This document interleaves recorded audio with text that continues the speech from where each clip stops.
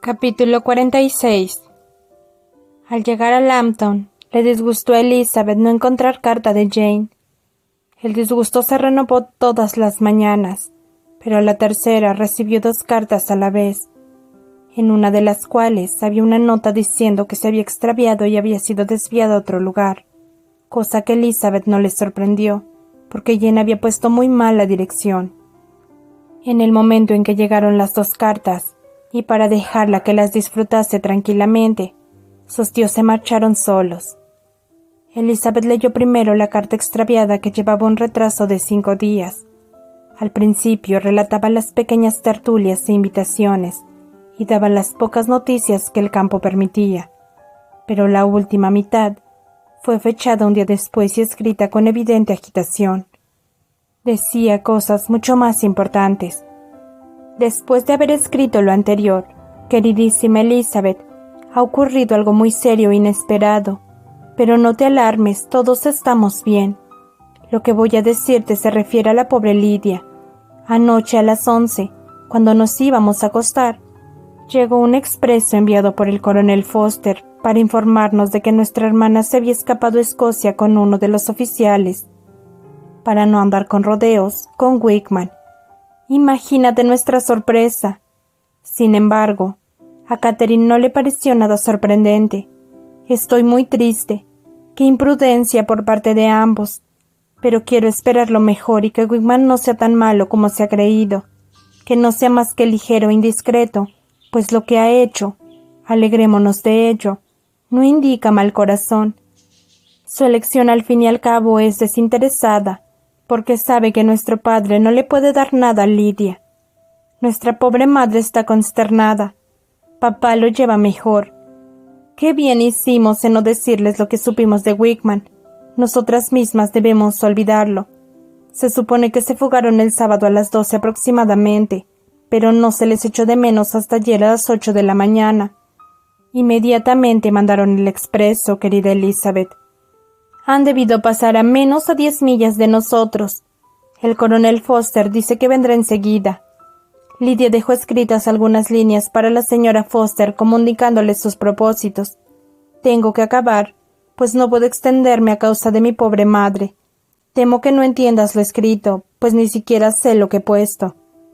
Sin tomar tiempo para meditar y sin saber apenas lo que sentía al acabar la lectura de esta carta, Elizabeth abrió la otra con impaciencia y leyó lo que sigue, escrito un día después. A estas horas, queridísima hermana, habrás recibido mi apresurada carta.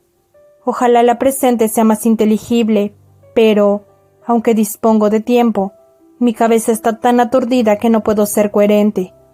Elisa, querida, preferiría no escribirte, pero tengo malas noticias que darte y no puedo aplazarlas. Por muy imprudente que pueda ser la boda de Wickman y nuestra pobre Lidia, estamos ansiosos de saber que ya se ha realizado, pues hay sobradas razones para temer que no haya ido a Escocia. El coronel Foster llegó ayer, salió de Brixton pocas horas después que el propio. A pesar de que la carta de Lidia a la señora Foster daba a entender que iba a Gretna Green, Denny dijo que él estaba enterado y que Wickman jamás pensó en ir ahí ni en casarse con Lidia. El coronel Foster, al saberlo, se alarmó y salió al punto de Brixton con la idea de darles alcance. Siguió, en efecto, su rastro con facilidad hasta Clapham, pero no pudo continuar adelante, porque ellos al llegar a dicho punto tomaron un coche de alquiler dejando la silla de postas que los había llevado desde Epsom. Y ya no se sabe nada más, sino que se les vio tomar el camino de Londres. No sé qué pensar. Después de haber hecho todas las investigaciones posibles de ahí en Londres, el coronel Foster vino a Hertfordshire para repetirlas en todos los portazgos y hosterías de Barnet y Harfield, pero sin ningún resultado. Nadie ha visto por ahí esas personas. Con el mayor pesar llegó a Lombard a darnos cuenta de todo, de un modo que le honra. Estoy de veras apenada por él y por su esposa. Nadie podría recriminarles. Nuestra aflicción es muy grande. Papá y mamá esperan lo peor, pero yo no puedo creer que Wickman sea tan malvado.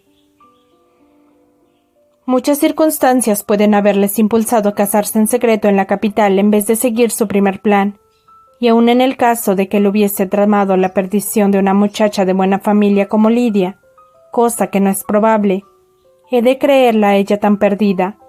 Imposible. Me desola. No obstante, ver que el coronel Foster no confía en que se hayan casado, cuando yo le dije mis esperanzas, sacudió la cabeza y manifestó su temor de que Wickman no se ha de fiar. Mi pobre madre está enferma de veras y no sale de su cuarto. En cuanto a mi padre, nunca le he visto tan afectado.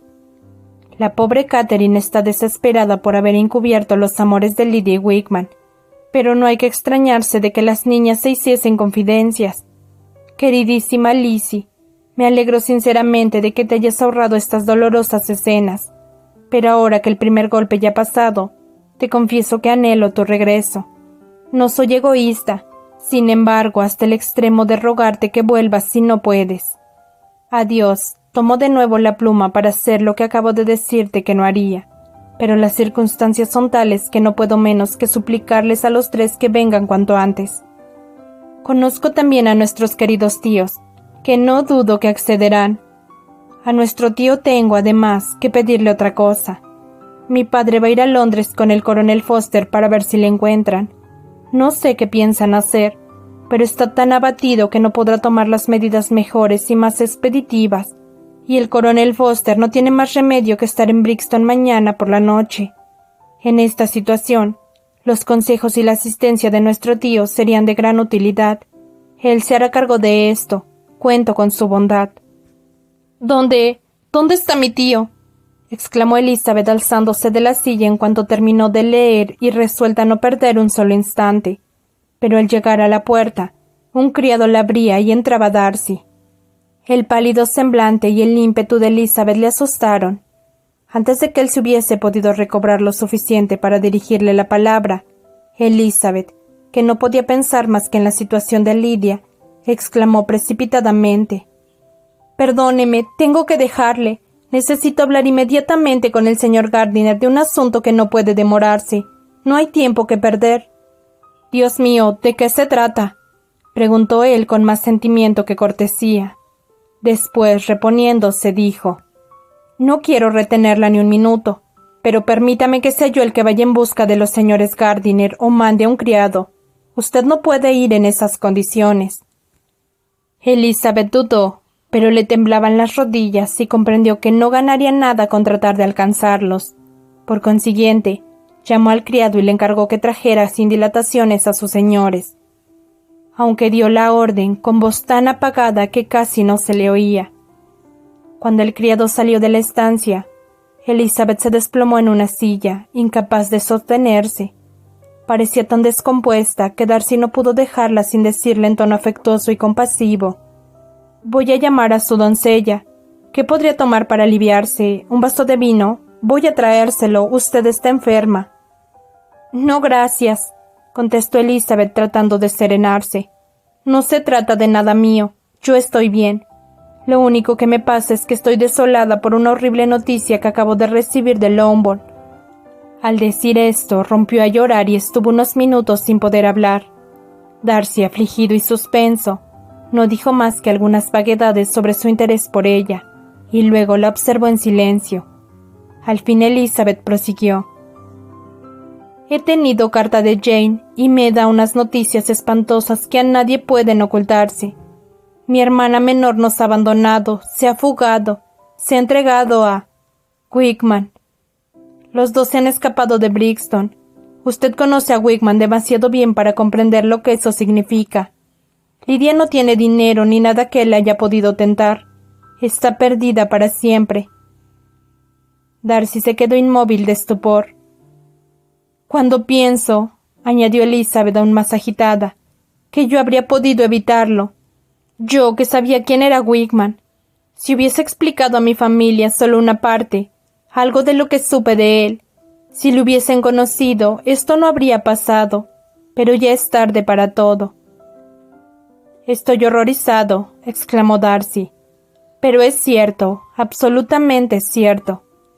Por desgracia, se fueron de Brixton el domingo por la noche y les han seguido las huellas hasta cerca de Londres, pero no más allá. Es indudable que no han ido a Escocia». «¿Y qué se ha hecho? ¿Qué han intentado hacer para encontrarla?».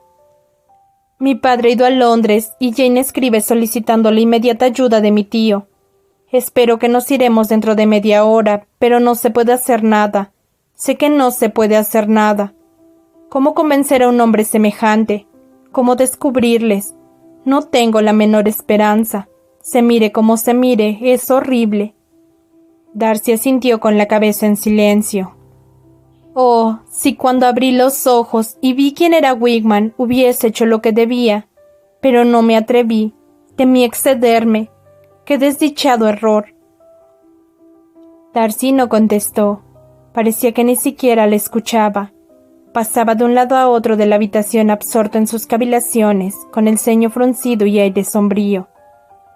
Elizabeth lo observó, y al instante lo comprendió todo. La atracción que ejercía sobre él se había terminado. Todo se había terminado ante aquella prueba de la indignidad de su familia y ante la certeza de tan profunda desgracia. Ni le extrañaba ni podía culparle, pero la creencia de que Darcy se había recobrado no consoló su dolor ni atenuó su desesperación. Al contrario, sirvió para que la joven se diese cuenta de sus propios sentimientos, y nunca sintió tan sinceramente como en aquel momento que podía haberle amado, cuando ya todo era amor imposible.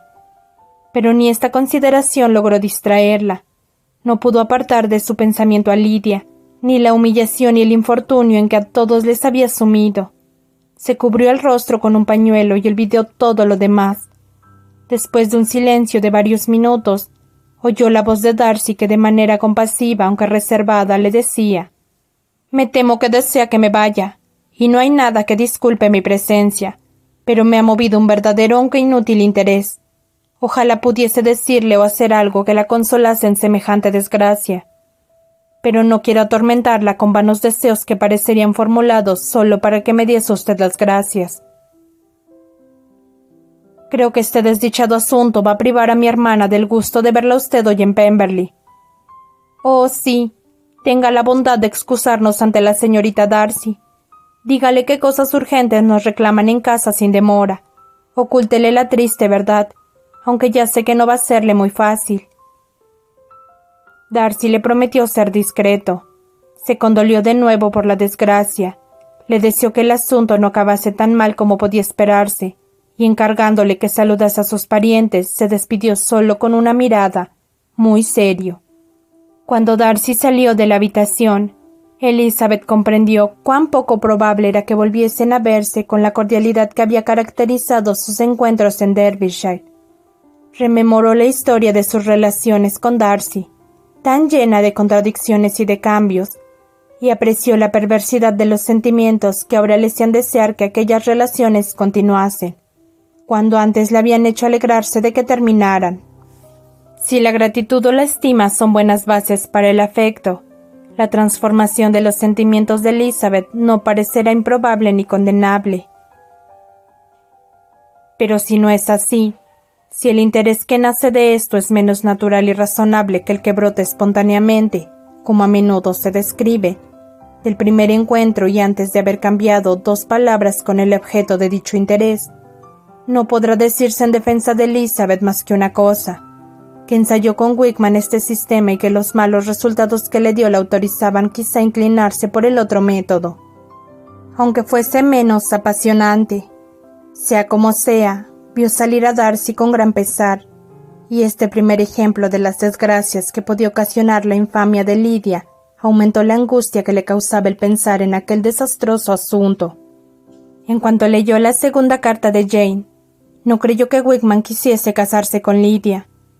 Nadie más que Jane podía tener aquella esperanza. La sorpresa era el último de sus sentimientos. Al leer la primera carta se asombró de que Wigman fuera a casarse con una muchacha que no era un buen partido, y no entendía cómo Lidia había podido atraerle. Pero ahora lo veía todo claro. Lidia era bonita, y aunque no suponía que se hubiese comprometido a fugarse sin ninguna intención de matrimonio, Elizabeth sabía que ni su virtud ni su buen juicio podían preservarla de caer como presa fácil. Mientras el regimiento estuvo en Hertfordshire, jamás notó que Lidia se sintiese atraída por Wigman, pero estaba convencida de que solo necesitaba que le hicieran un poco de caso para enamorarse de cualquiera. Tan pronto le gustaba un oficial como otro, según las atenciones que éstos le dedicaban. Siempre había mariposeado sin ningún objeto fijo. ¿Cómo pagaban ahora el abandono y la indulgencia en que habían criado a aquella niña? No veía la hora de estar en casa para ver, oír y estar ahí, y compartir con Jane los cuidados que requería aquella familia tan trastornada. Con el padre ausente y la madre incapaz de ningún esfuerzo y a la que había que atender constantemente, aunque estaba casi convencida de que no se podía hacer nada por Lidia, la ayuda de su tío le parecía de máxima importancia, por lo que hasta que le vio entrar en la habitación padeció el suplicio de una impaciente espera. Los señores Gardiner regresaron presurosos y alarmados, creyendo, por lo que le había contado el criado, que su sobrina se había puesto enferma repentinamente. Elizabeth los tranquilizó sobre este punto y les comunicó enseguida la causa de su llamada, leyéndoles las 2 cartas e insistiendo en la postdata con trémula energía. Aunque los señores Gardiner nunca habían querido mucho a Lidia, la noticia les afectó profundamente. La desgracia alcanzaba no solo a Lidia, sino a todos. Después de las primeras exclamaciones de sorpresa y de horror, el señor Gardiner ofreció toda la ayuda que estuviese en su mano. Elizabeth no esperaba menos y les dio las gracias con lágrimas en los ojos. Movidos los 3 por un mismo espíritu, dispusieron todo para el viaje rápidamente. —¿Y qué haremos con Pemberley? —preguntó la señora Gardiner. —John nos ha dicho que el señor Darcy estaba aquí cuando le mandaste a buscarnos. ¿Es cierto? —Sí, le dije que no estábamos en disposición de cumplir nuestro compromiso. Eso ya está arreglado. —Eso ya está arreglado —repitió la señora Gardiner mientras corría al otro cuarto para prepararse. Están tan estrechas relaciones como para haberle revelado la verdad. Cómo me gustaría descubrir lo que ha pasado. Pero su curiosidad era inútil.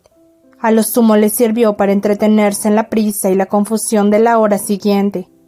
Si Elizabeth se hubiese podido estar con los brazos cruzados, habría creído que una desdichada como ella era incapaz de cualquier trabajo.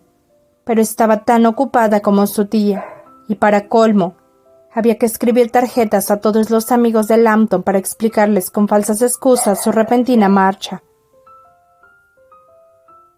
En 1 hora estuvo todo despachado.